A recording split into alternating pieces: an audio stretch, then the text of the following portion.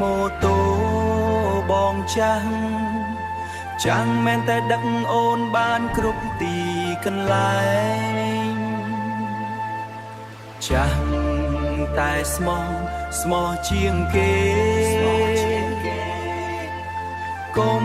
សើចបងកុំសើចម៉ូតូក៏កញ្ចាស់ស្មោះធាក់ក៏ធាក់ក៏កញ្ចាស់